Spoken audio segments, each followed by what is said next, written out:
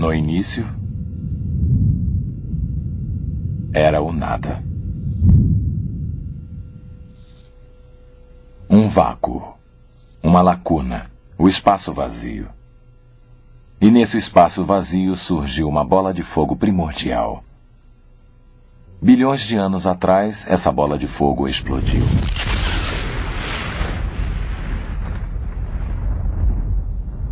Essa explosão gerou todo o espaço, energia, matéria. O universo se expandiu rapidamente, produzindo elétrons, neutrinos, fótons e quarks. Logo, essa energia começou a interagir, formando prótons e nêutrons. A matéria continuou colidindo e interagindo. Com o tempo, formaram-se os primeiros elementos simples. Esses elementos também colidiam à medida que o caldo primordial continuou a expandir-se.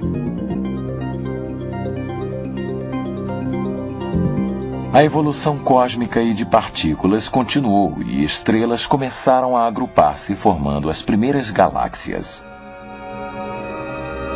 E então, há apenas 5 bilhões de anos, algo assombroso aconteceu. Do interior de uma nuvem de gás no braço espiralado da galáxia da Via Láctea, o nosso Sol se formou.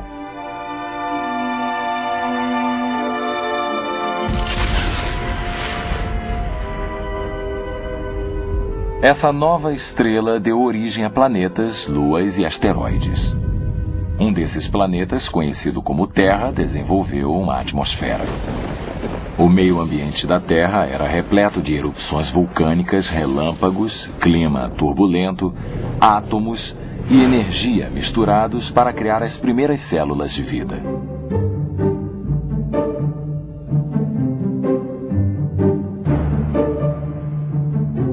Então, através de milhões de anos de mutações e seleção natural, algas, águas vivas e turbelários apareceram. Com a continuidade da evolução, os peixes apareceram nos mares do planeta Terra. Alguns desses peixes evoluíram para anfíbios e, através da seleção natural, transformaram-se em répteis. Um segmento desses répteis tornou-se uma variedade de criaturas, incluindo os mamíferos. Alguns desses mamíferos tornaram-se primatas, e então, há apenas 600 mil anos, um grupo isolado desses primatas evoluiu para os primeiros ancestrais do homem. Esta é a nossa espantosa herança evolutiva. E a evolução continua hoje, à medida que avançamos para um destino ainda mais alto no universo.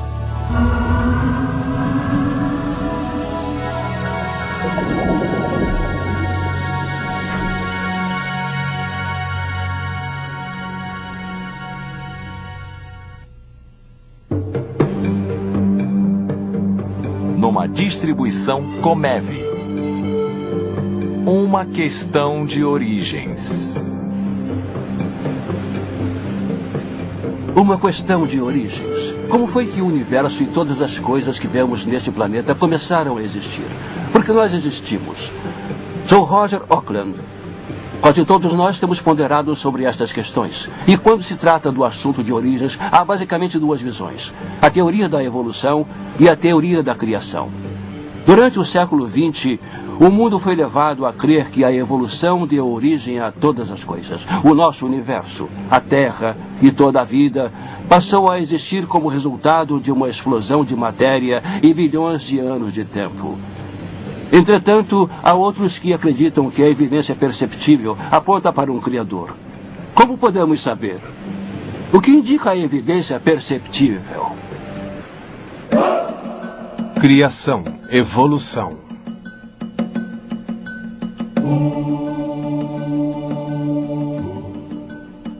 Concordância.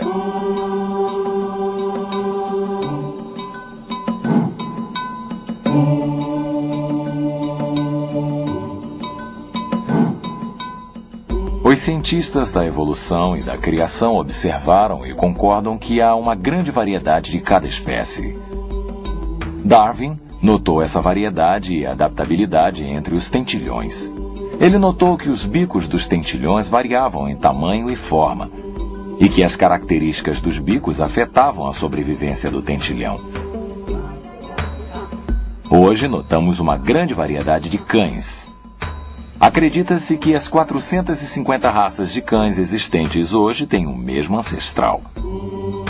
A maioria dos cientistas acredita que esse ancestral era muito semelhante ao lobo moderno.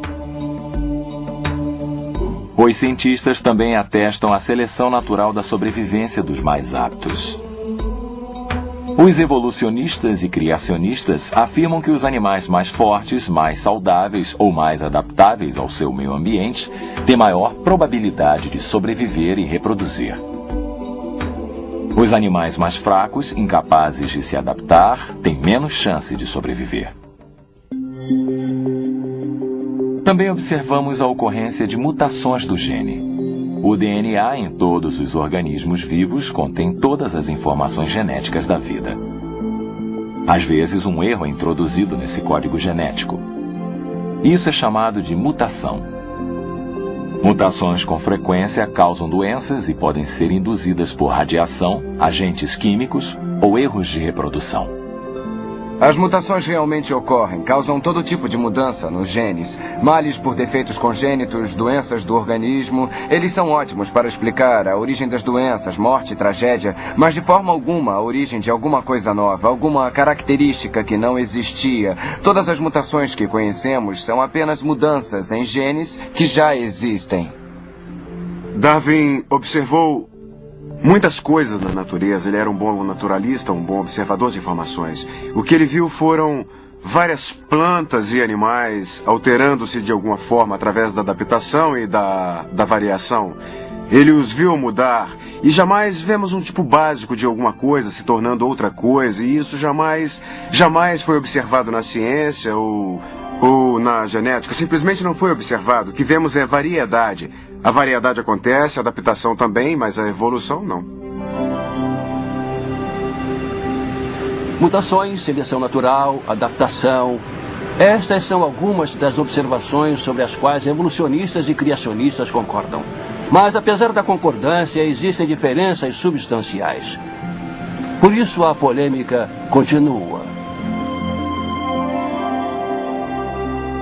Ora, você tem uma enorme variedade de vida e não creio ser possível para uma pessoa, não importa o quão poderosa ela seja, simplesmente estalar os dedos e criar a vida. Tem de ocorrer naturalmente através de milhões de anos, provavelmente. Eu não creio na teoria da evolução. Cada vez mais até os cientistas seculares estão mudando os seus pontos de vista porque as evidências não sustentam suas conclusões. Metade de mim acredita na teoria da evolução, provavelmente porque foi o que me ensinaram. 4 anos de estudo, infelizmente, me causaram um tipo de lavagem cerebral no tocante à evolução. Astronomia. Física. Nós Evolução começamos onde cósmica. os evolucionistas dizem que tudo começou. Com o Big Bang e a evolução do universo. Um aspecto interessante da teoria evolucionária é ser uma teoria tão poderosa e exercitar um domínio tão forte sobre a imaginação dos cientistas ao ponto de fazê-los aplicá-la fora do reino biológico. E eles a aplicaram a coisas inanimadas também. Eles a aplicaram aos elementos químicos, às estrelas, às galáxias, e é dito que o próprio universo está evoluindo. O Big Bang provocou a formação de galáxias, estrelas, planetas e finalmente a vida? Existe uma ordem surgida de uma grande explosão? Eu diria que não, de forma alguma. As explosões causam caos e destruição aleatória de várias partes que existiam, talvez como uma organização unida anteriormente. Qualquer explosão converte tudo isso em vácuo. Não há provas, para mim, de que uma explosão, ou mesmo a teoria do Big Bang, possa produzir seres organizados como nós e quaisquer animais. O pensamento evolucionário é aplicado à maioria das áreas da ciência. O campo da cosmologia evolucionária propõe o universo como o resultado de uma explosão aleatória há 15 ou 18 bilhões de anos. Não há exemplos, que eu tenha visto, onde uma explosão produz um aumento de ordem. Explosões são destrutivas. Elas causam degenerações espontâneas e não gerações espontâneas. Os cientistas reconhecem que todas as explosões conhecidas diminuem a ordem, a estrutura e aumentam o caos. A ideia de que o cosmo evoluiu também viola a segunda lei da termodinâmica, conhecida como entropia. A segunda lei afirma que, à medida que o tempo avança, o universo se torna menos ordenado. Com o tempo, todos os sistemas deixados por sua própria conta prosseguem na direção da ordem para a desordem. Todos nós testemunhamos a entropia diariamente ao vermos as coisas envelhecerem e se deteriorarem. Esse colapso da estrutura contradiz diretamente a teoria da evolução. A segunda lei permite o aumento da ordem, como um bebê que ingressa na fase adulta ou uma semente que se torna árvore. Mas apenas se você tiver uma fonte exterior de energia e um mecanismo em atividade para capturar essa energia. Os evolucionistas não a têm. Como disse Sagan, o cosmos é que está aí, não há mais nada. Não há uma fonte exterior de energia. E assim a segunda lei é absolutamente contraditória à teoria do Big Bang. O que vemos na cosmologia é isto. Tudo o que vemos. As coisas estão se acabando. As estrelas estão queimando seu combustível. De vez em quando, uma estrela explodirá e passará da ordem à desordem rapidamente. E a única coisa que vemos no universo hoje é que o universo está parando, se deteriorando, indo da ordem para a desordem. Está caminhando cada vez mais para menos organização. Há uma observação que os cientistas fazem em todos os campos da ciência. E é geralmente chamada de as leis da entropia. É como se houvessem dado corda no universo e ela estivesse acabando. Os cientistas que estudam cosmologia falam sobre a morte definitiva do universo por aquecimento. Conceitualmente, está claro. Pelo que sabemos, no universo daqui a bilhões de anos haverá uma temperatura uniforme. Não haverá diferença de temperatura para se explorar e obter trabalho útil. Que o universo tinha de ser projetado e ordenado no passado finito não escapou à atenção dos cientistas seculares. O cientista da NASA, Robert Jastrow, escreveu: a segunda lei da termodinâmica aplicada ao cosmo indica que o universo está parando, como um relógio. Se está parando, em algum momento deve ter recebido corda. A próxima pergunta lógica é: quem lhe deu corda? Gordon Van Wylen abordou a questão com clareza em seu livro Termodinâmica quando escreveu: o autor descobriu que a segunda lei tende a aumentar sua convicção de que existe um Criador que tem a resposta para o destino futuro do homem e do universo. Vemos apenas destruição, nunca vemos inovação. Isso, acredito, é o que o modelo da criação propõe o tempo todo. Que no início as coisas eram muito boas e eles eram perfeitos, exatamente como Deus queria. E então, desde que o pecado foi introduzido no universo e Deus castigou toda a criação por causa desse pecado, o preço do pecado é a morte, não apenas na vida física, mas no universo. Tudo está morrendo. O Sol se consumindo, a órbita da Lua em declínio, tudo está nesse processo de morte e decadência. Os evolucionistas e criacionistas agora concordam que o universo é finito. O espaço, o tempo e a matéria tiveram um começo, a partir dos estudos de Albert Einstein, no início de 1900, e por todo este século, os cientistas afirmam que o espaço, o tempo e a matéria tiveram realmente um começo. A ciência do século XX, constrangedoramente, confirmou a visão bíblica, porque a grande descoberta na cosmologia é que os peritos concordam que o universo teve um começo. Eles o chamam de singularidade. Na realidade, a ideia toda do Big Bang sugere que, em princípio, não havia nada. E então ele explodiu.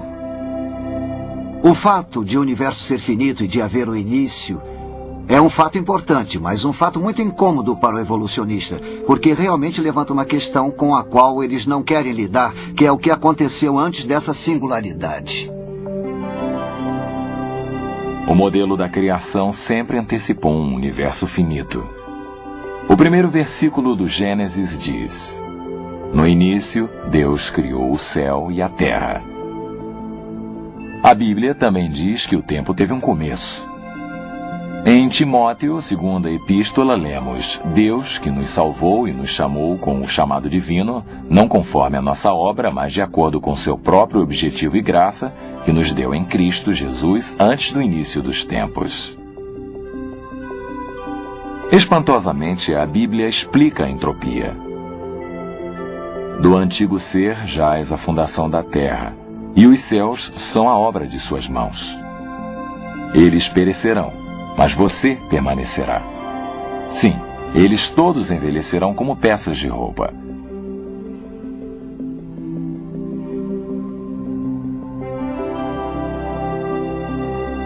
Se o universo não se originou de uma explosão, a única opção é que foi criado. Uma opção que muitos cientistas não estão querendo considerar. Quase todos os cientistas tentaram encontrar uma explicação mecânica de como as estrelas, as galáxias e o sistema planetário passaram a existir por meios simplesmente mecânicos, sem a intervenção de um criador. Na minha opinião, eles fracassaram.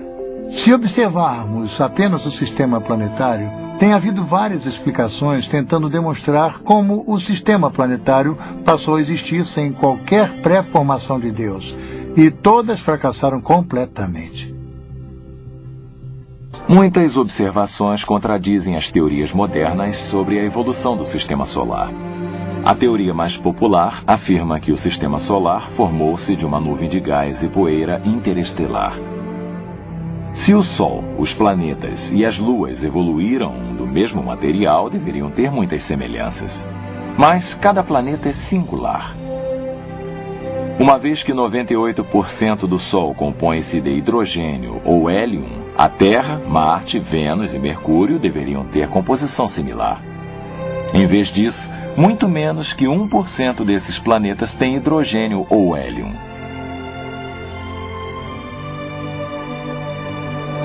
Se o sistema solar evoluiu, todos os planetas deveriam girar na mesma direção.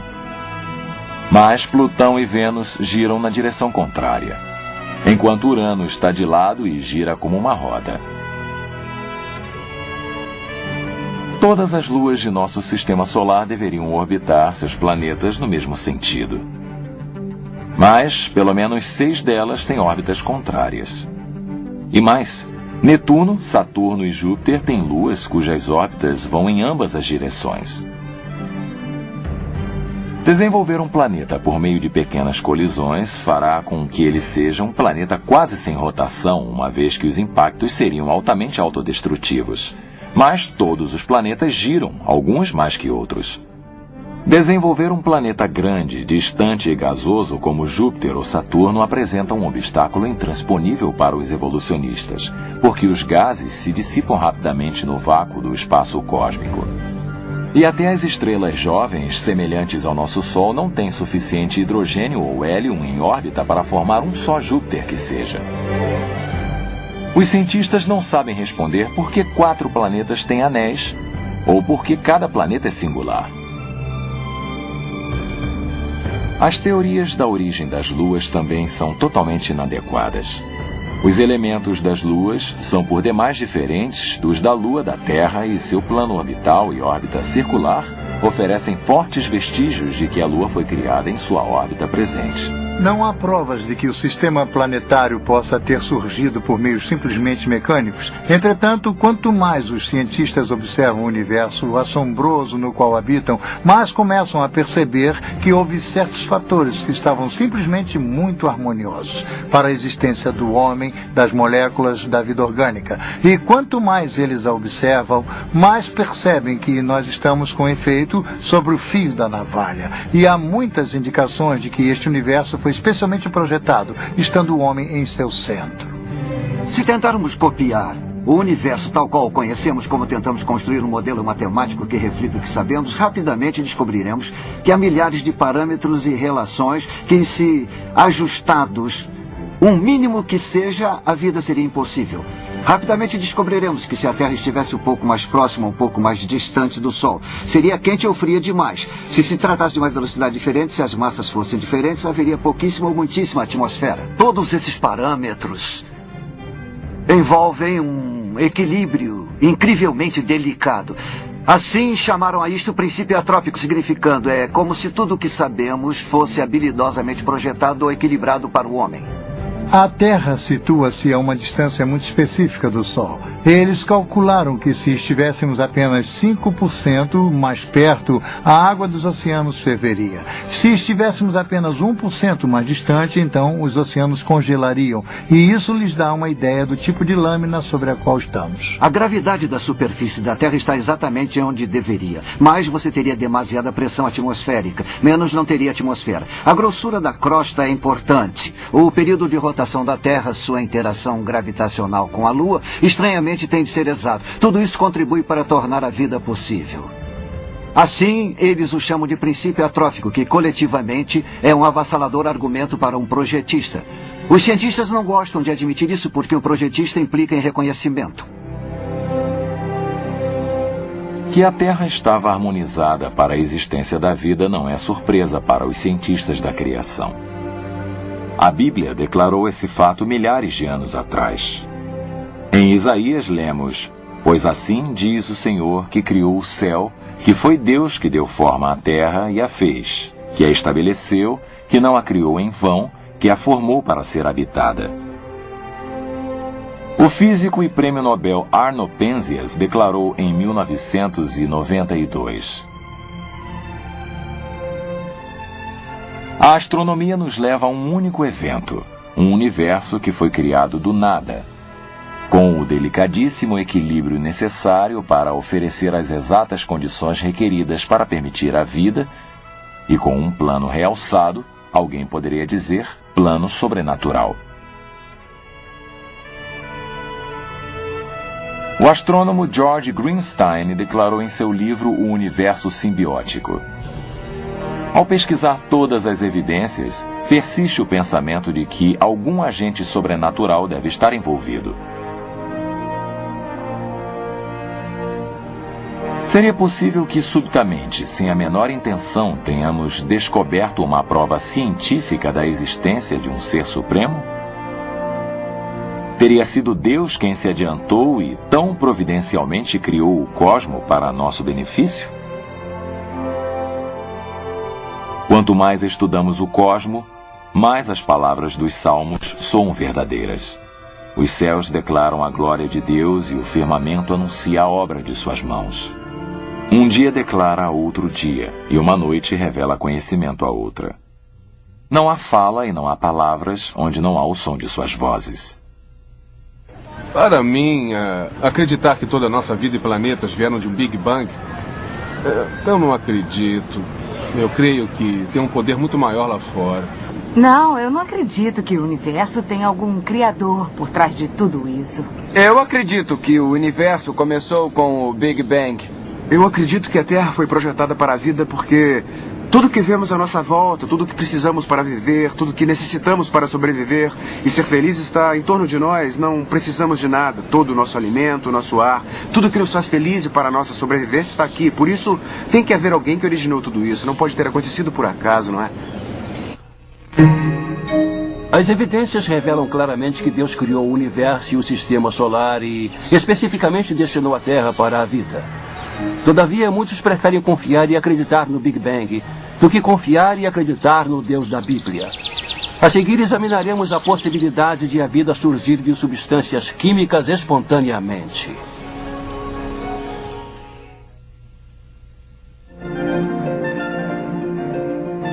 Primordial. Terra. Evolução A evolução química na Terra produziu vida?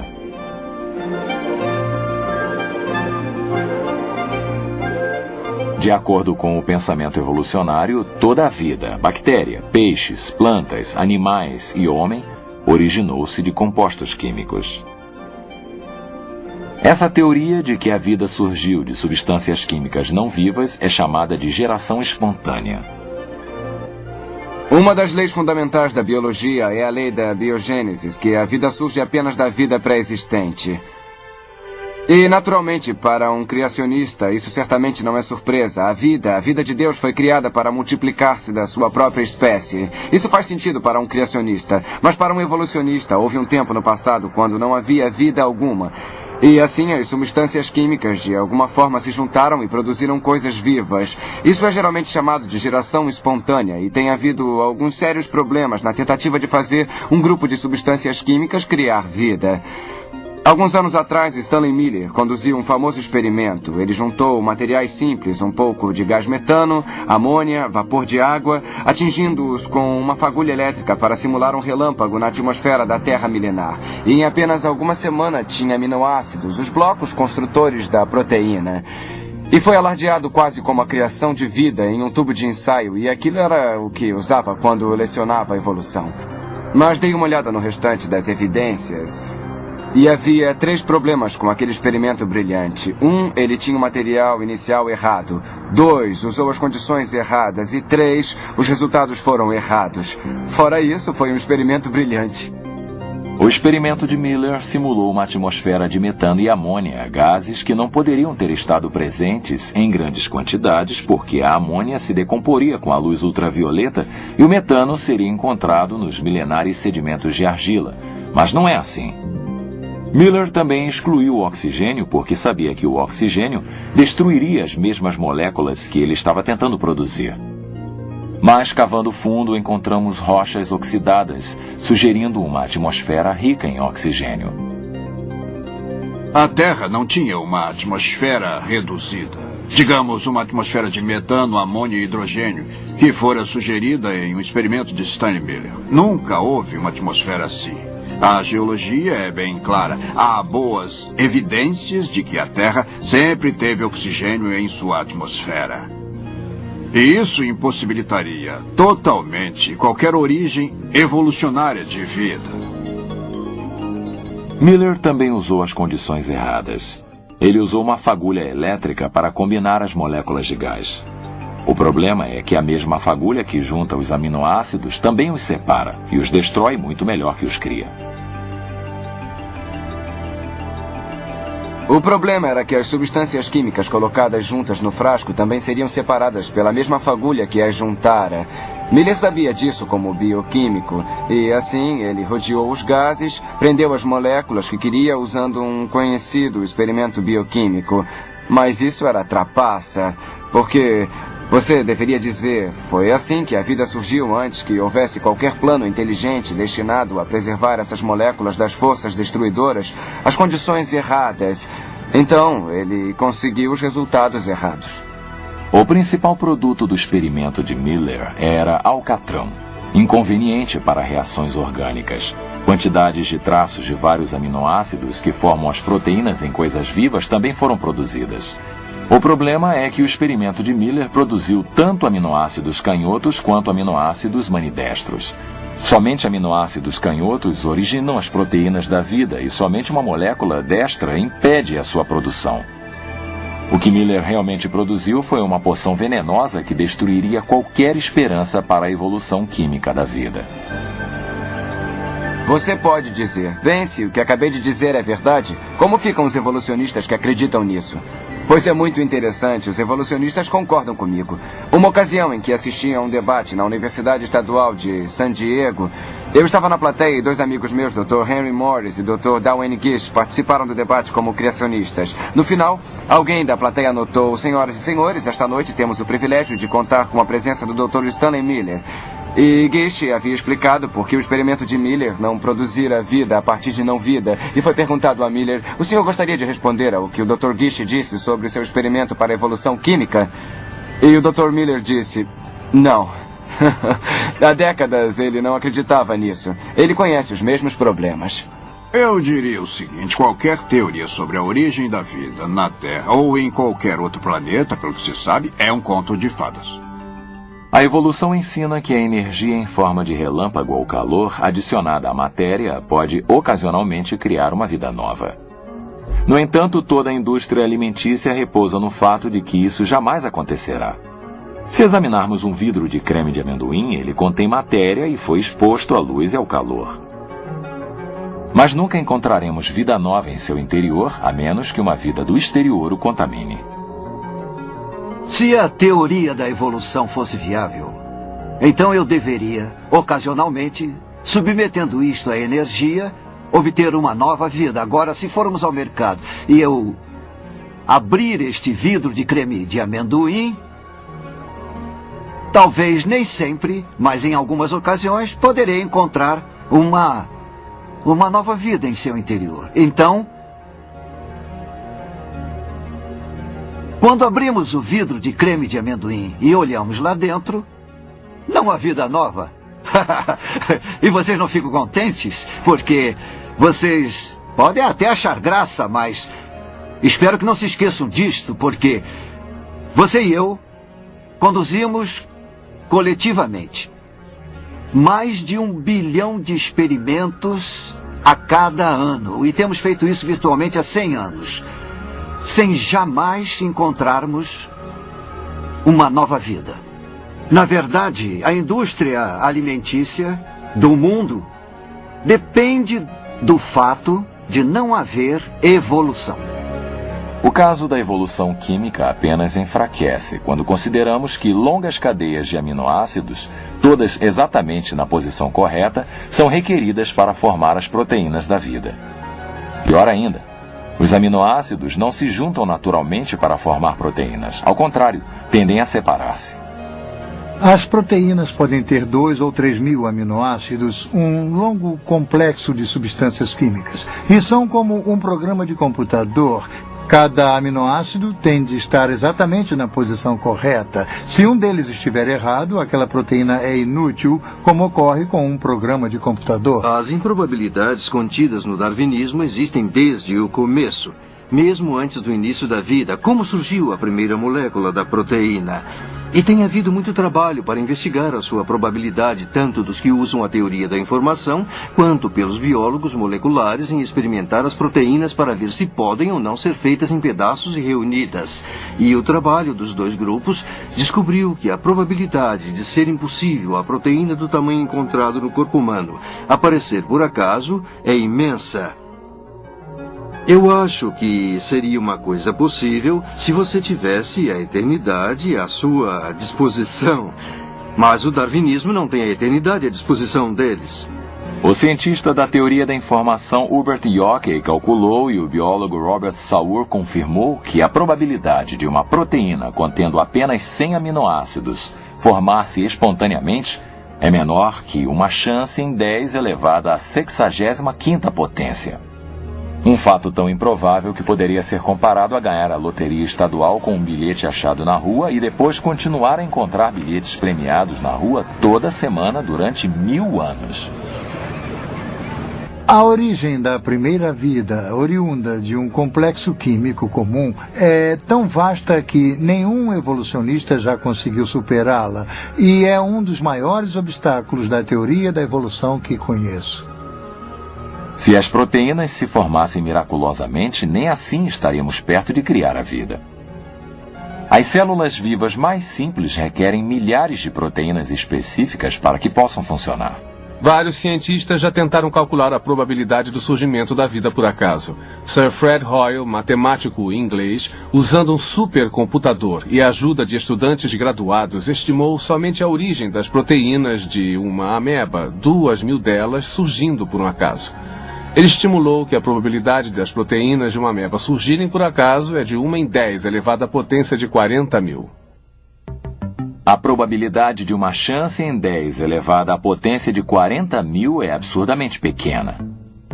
Para ilustrar o exemplo, considere que a probabilidade de apanhar um átomo específico no universo é de 1 em 10 elevada à 80ª potência. Depois de fazer esse cálculo, o matemático inglês Sir Frederick Hoyle disse: a probabilidade da formação de vida oriunda de matéria inanimada é de 1 a um número com 40.000 nadas atrás dele. É o suficiente para enterrar Darwin e toda a teoria da evolução. Não houve o caldo primordial neste planeta nem em qualquer outro.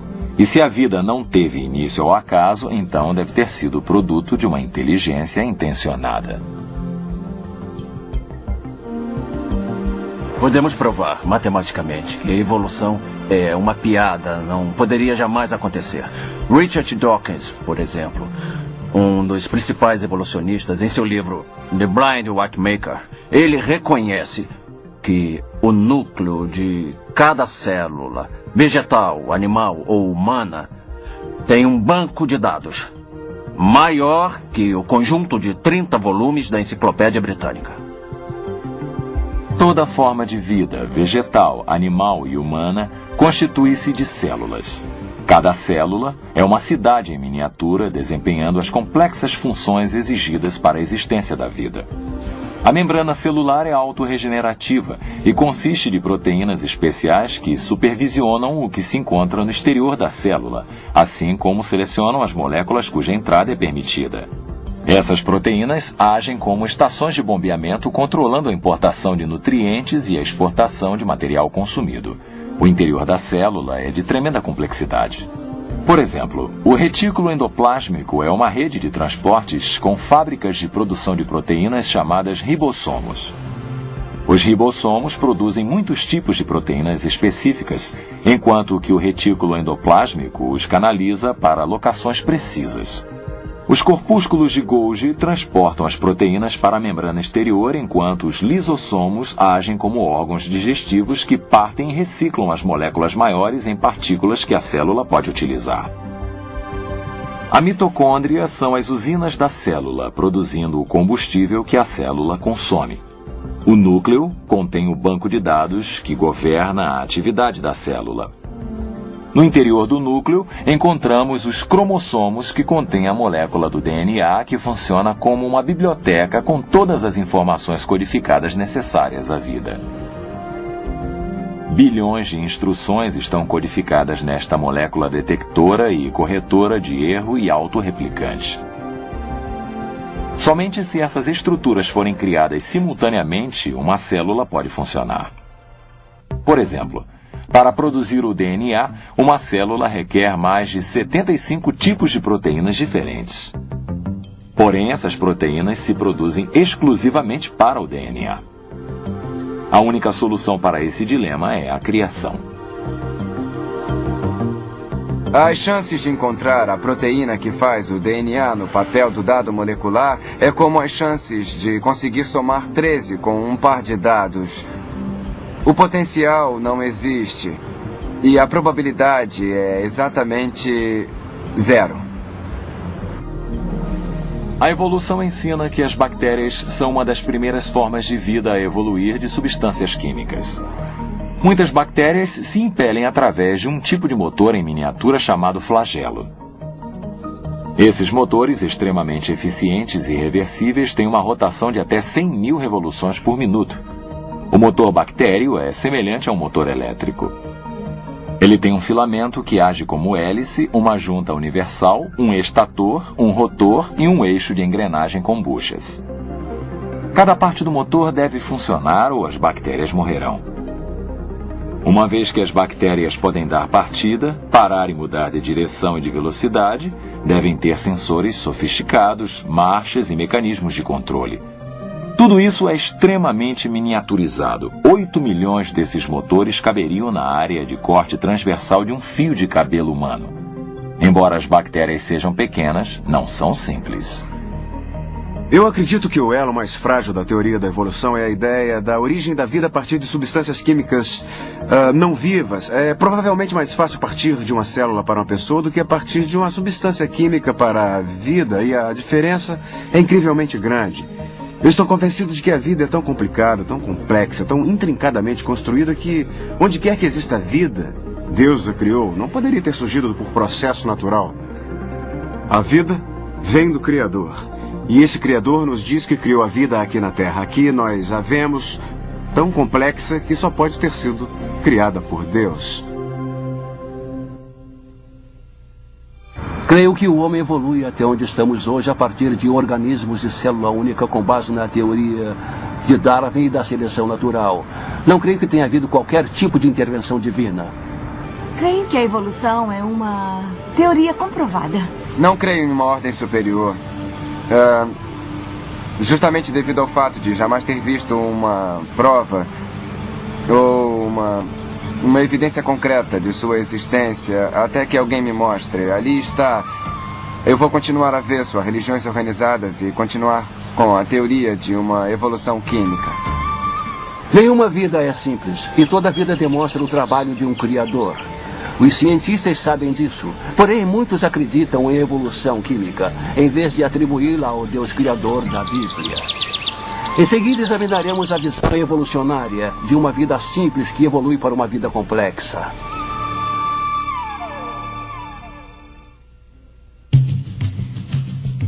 Elos perdidos.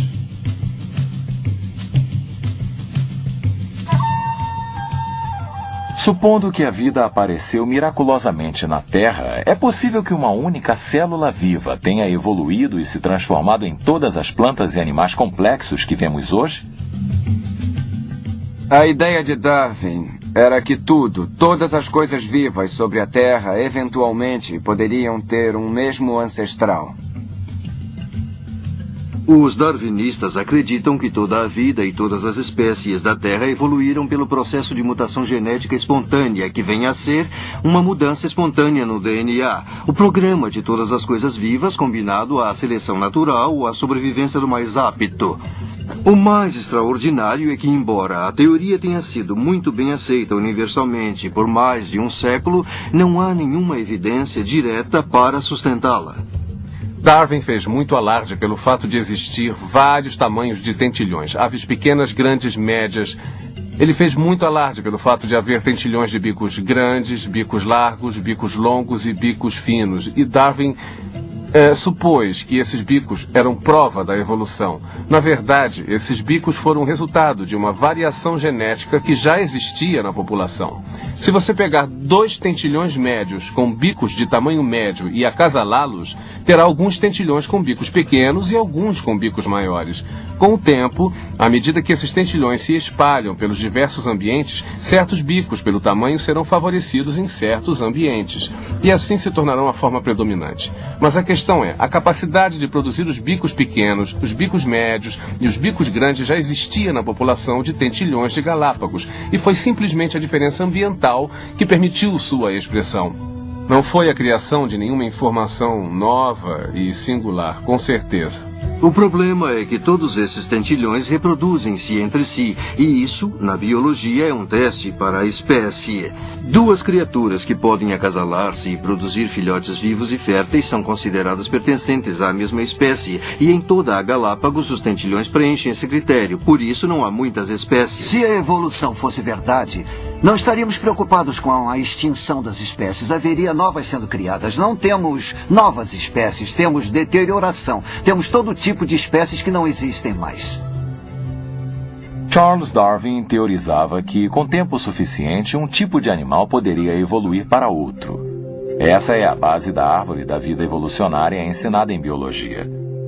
Porém, o próprio Darwin reconhecia a falta de fósseis transacionais nas camadas de rocha.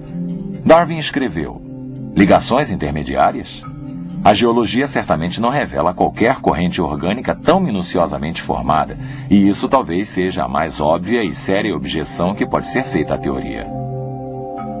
O principal problema do darwinismo é encontrar provas físicas. Onde você procuraria essas provas? Obviamente nas rochas, nos registros rochosos, nos registros fósseis. Os fósseis têm sido colecionados há centenas de anos, há séculos. Existem bilhões de fósseis em todas as universidades e todos os museus do mundo.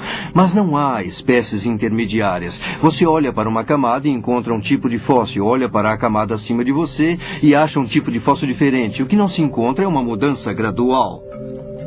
Uma das maiores provas da criação é encontrada no registro fóssil.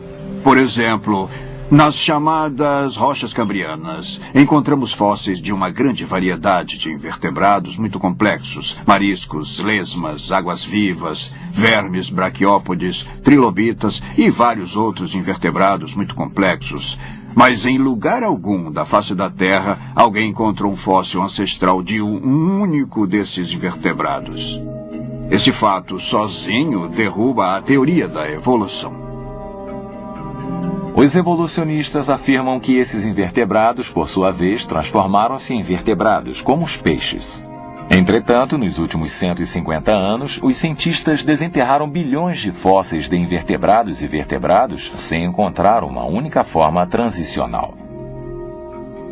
Toda a espécie principal de peixes que conhecemos parece totalmente formado. Nenhum traço de ancestrais e certamente nenhum traço de formas transicionais ligando essas espécies de peixes a outras.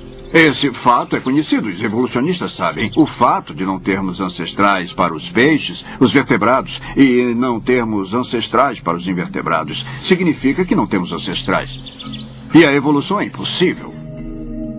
Um estudo do registro geológico confirma que os principais grupos de animais aparecem subitamente e totalmente formados. Por exemplo, no mundo dos insetos, há uma enorme variedade e complexidade. Mas os evolucionistas não oferecem nenhuma prova conclusiva de quaisquer insetos que se desenvolveram de um ancestral comum. O mesmo problema existe para a grande variedade de anfíbios, répteis e mamíferos. A árvore da vida evolucionária não tem tronco nem galhos. Assim sendo, todos os intermediários sugeridos são mera especulação.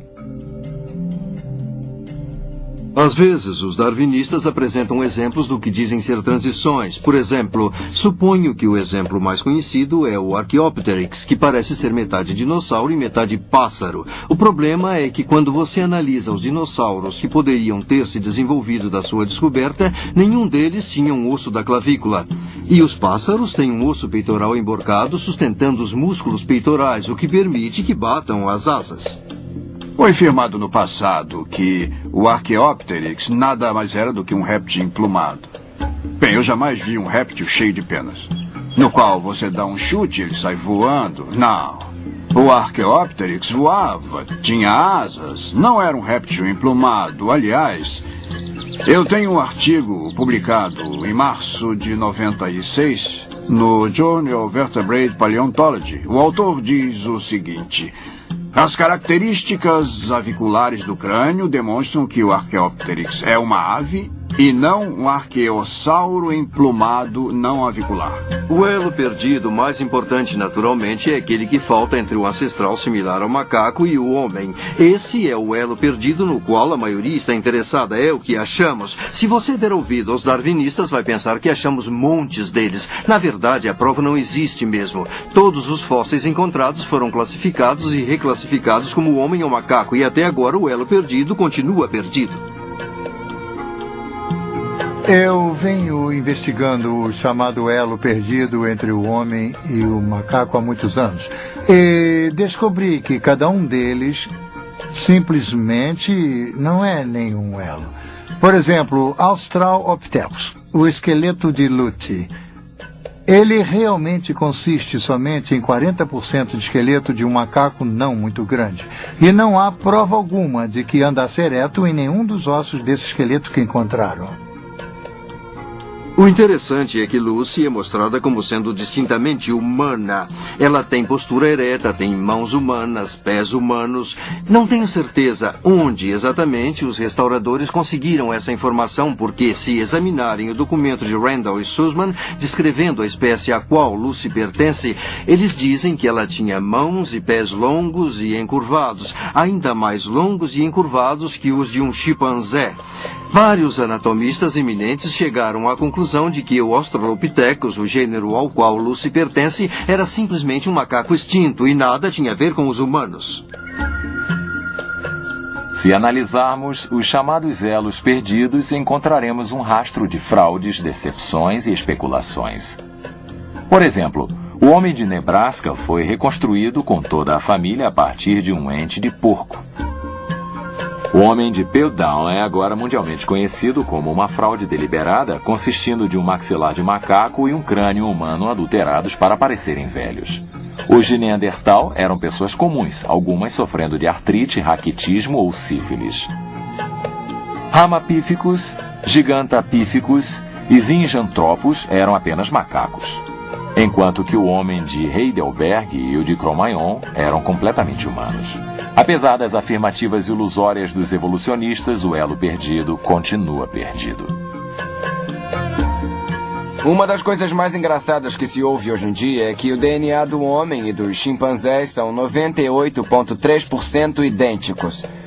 Tenho de admitir, como geneticista, que acho o fato divertido. Você não tem parentesco algum com você mesmo. E os genes que herdou de sua mãe e os genes que herdou de seu pai são, em média, no máximo, 93% semelhantes. Os cientistas afirmam que a hemoglobina de um chimpanzé é 98% igual à hemoglobina de um ser humano. O que não dizem é que há muitos outros organismos, incluindo o mofo do limo, que têm uma hemoglobina muito semelhante à hemoglobina do ser humano. Você espera muitas semelhanças entre o homem e o chimpanzé. Respiramos o mesmo ar, temos músculos e ossos, digerimos coisas de forma parecida. Se fomos criados pelo mesmo Deus, a expectativa seria de muitas similaridades.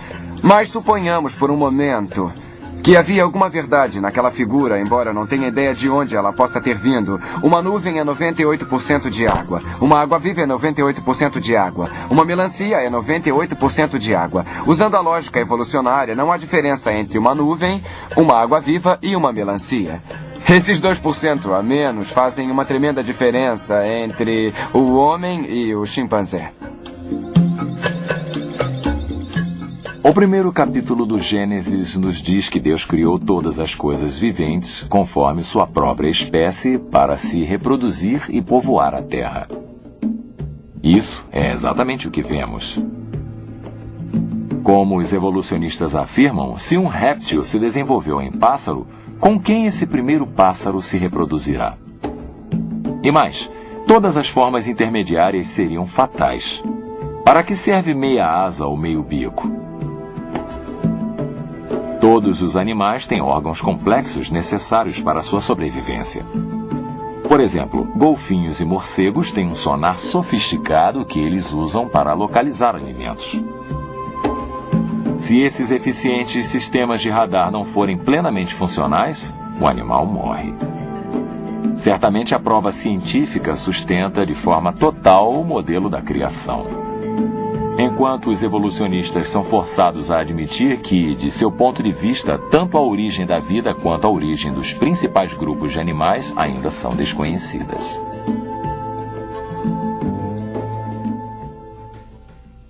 A complexa estrutura do nosso corpo talvez não tenha se originado da evolução. Talvez tenha... realmente... É difícil decidir qual delas seria. Para mim, repito, é preciso mais fé para acreditar que todas essas condições perfeitas juntaram-se no momento certo para permitir que todos esses aspectos complexos da vida passassem a existir. E, para mim, é preciso uma fé muito maior para acreditar nessa asneira do que acreditar que existe um Deus que nos criou. Os evolucionistas tentam desesperadamente sustentar uma teoria fracassada, em vez de reconhecer o Deus criador da Bíblia. Apesar disso, as provas continuam a aumentar para sustentar o modelo da criação. Mas como saberemos se o Deus da Bíblia é o criador? As provas científicas deste século provaram que o espaço, o tempo e a matéria são finitos. E nos dizem que o Criador certamente é um ser que independe de espaço e tempo. Só a Bíblia ensina a noção de um universo finito e um Criador que é totalmente transcendente, ou seja, ele é independente do espaço e tempo, mas pode agir dentro do nosso domínio de tempo e espaço. Nenhum outro livro sagrado sobre a Terra fala de tal Criador. Se você analisar outros livros religiosos, todos presentes, presume-se um universo tridimensional e um Deus tridimensional. Isso é espantoso quando você percebe que só a Bíblia tem como distinção uma apresentação transcendente. Durante anos, os astrônomos acreditaram haver em torno de 6.000 estrelas. A ciência da astronomia sustentou esse número até a chegada de Galileu com seu telescópio. E de súbito, a ciência percebeu que as estrelas do céu eram inumeráveis.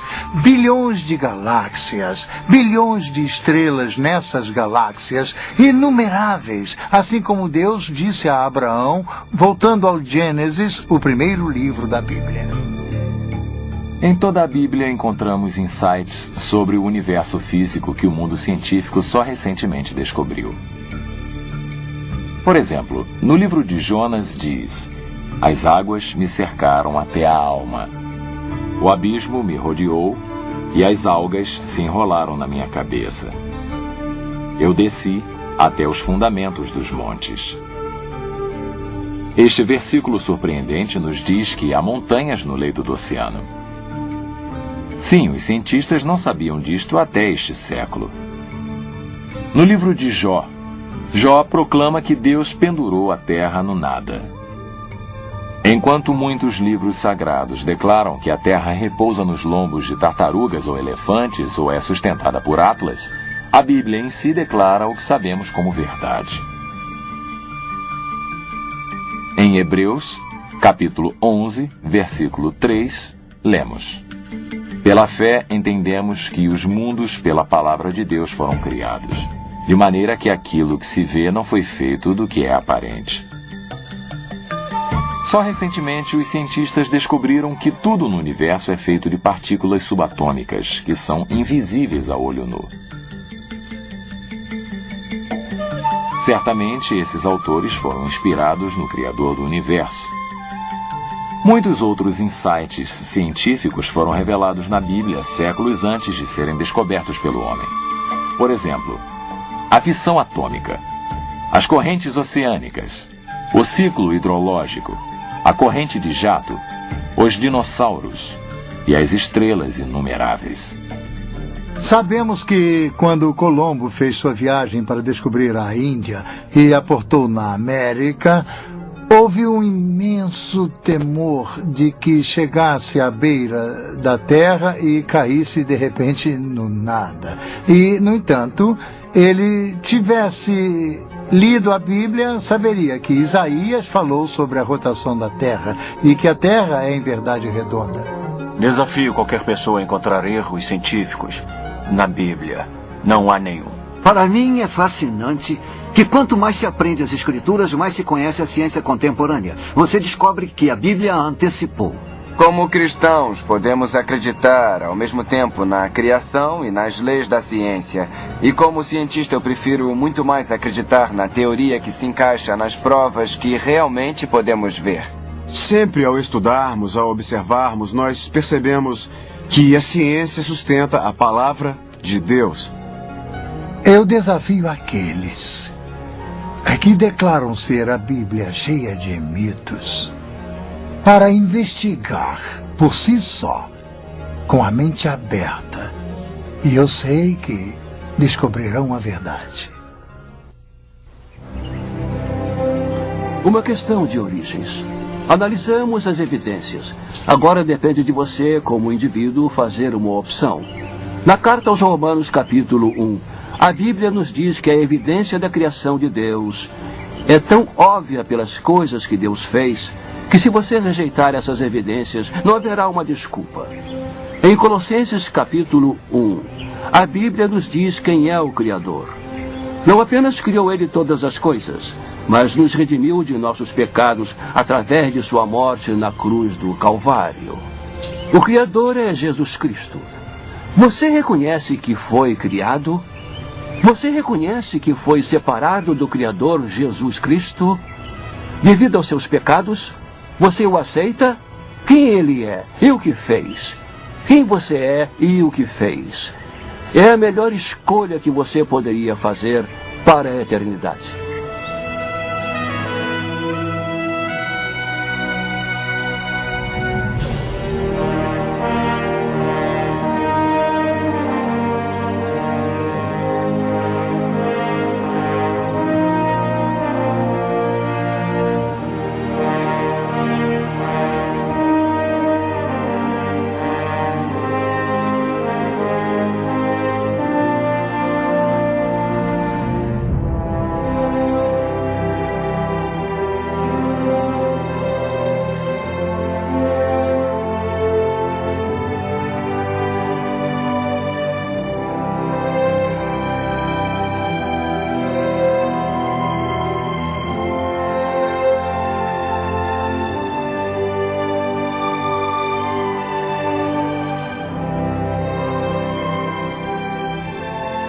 As boas novas.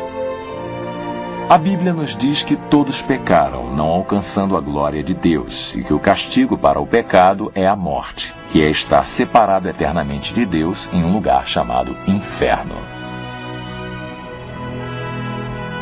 Mas a boa notícia é que Deus fez-se homem e morreu pelos pecados do mundo para reaproximar o homem de Deus. Os que se arrependem e deixam o caminho do mal, recebendo Jesus como seu Senhor e Salvador, pela fé, será salvo. Jesus pagou um alto preço pelos pecados do mundo na cruz e nos oferece como presente a vida eterna. Não alcançaremos a salvação por nossas boas obras. A Bíblia diz que até a nossa integridade é como um trapo imundo quando comparada à santidade de Deus. Muitos acreditam que, sendo bons e indo à igreja, Deus permitirá sua entrada no paraíso. Mas a palavra de Deus nos diz que, se pecarmos uma vez que seja, violaremos a lei e seremos condenados. Por isso, Jesus, que é puro, teve de pagar por nossos pecados e, por isso, jamais alcançaremos a salvação por nossos próprios méritos.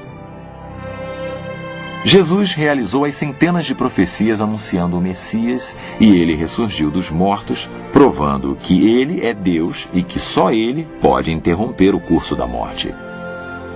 Deus tem um destino maravilhoso para nós e só poderemos recebê-lo pela fé. A Bíblia diz que se você confessar com sua boca o Senhor Jesus e crer de coração que Deus o fez ressurgir dos mortos, você será salvo.